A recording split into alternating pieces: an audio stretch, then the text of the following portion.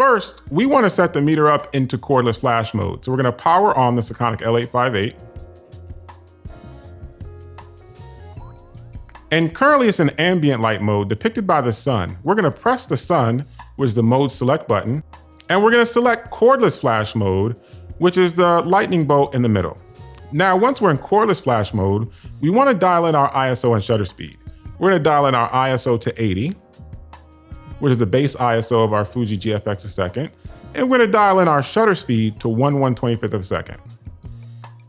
Now, we're going to press the measuring button on the light meter.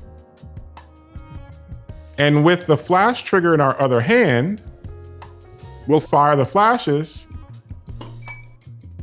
and you're going to see a meter reading.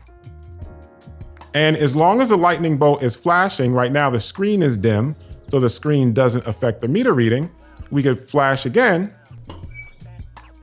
and you see that we keep getting a meter reading.